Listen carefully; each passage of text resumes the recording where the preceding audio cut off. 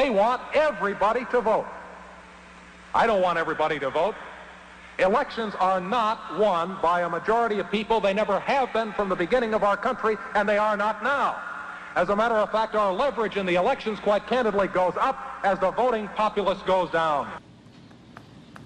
Well, that was Paul Weyrich all the way back from 1980. And you might be wondering why we're running such an old clip from the guy referred to by many as the father of America's movement for a modern far-right movement.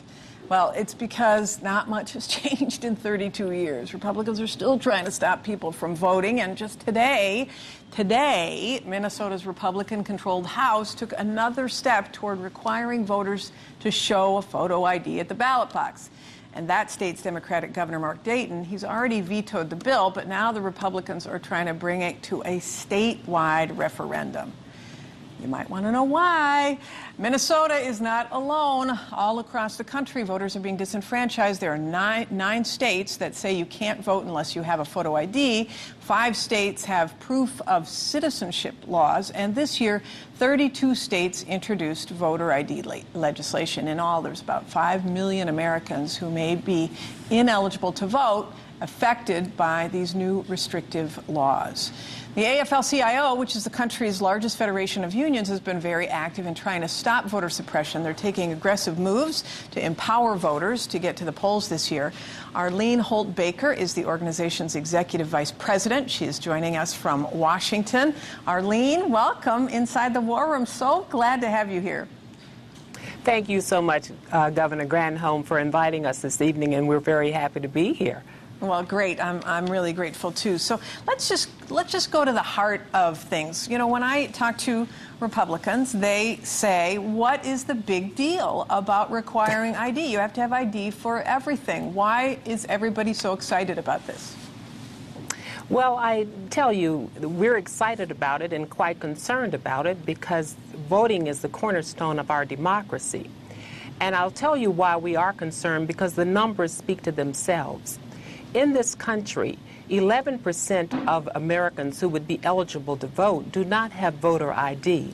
And we break that down even further. We're talking about 25% of African Americans, 15% of people who make under $35,000 annually, 18% of young people between the ages of 18 and 24 do not have government-issued ID.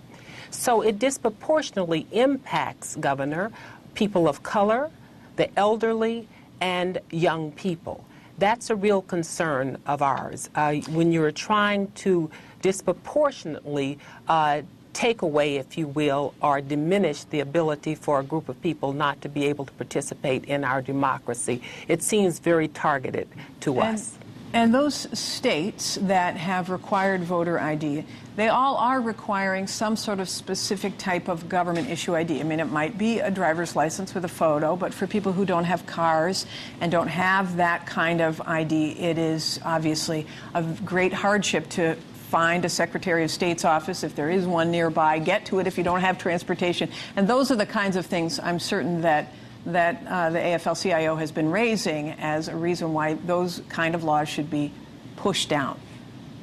Absolutely, because the cost of having government ID, it is a cost factor. If you're talking about a driver's license, or if you're talking about a requirement to have a birth certificate, the average cost of a birth certificate is $35. Now, I am very concerned about this because, in fact, we know there are so many in our country who, especially now, are unemployed.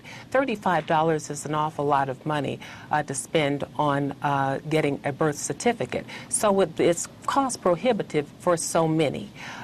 We really believe at the AFL-CIO, we and our community partners and our other advocates who support people being able to have the right to vote, is that we should not be making it harder for people to vote in this country, but quite frankly, making it easier. Yeah. And as we've looked around this country in terms of what's happening with these, quite frankly, what they are, voter suppression laws, we are very disheartened because we would have hoped that our legislators would have been spending time trying to figure out how to create jobs and put people back to work, as opposed to imposing laws that will prevent them from participating in their democracy. Well, you would think, right? We've done a little bit of research and learned that the American Legislative Exchange Council, ALEC, is who, by the way, is also responsible for this Stand Your Ground legislation that is at issue in Florida. But they are responsible for a large number of the voter ID bills that have been passed. Since they are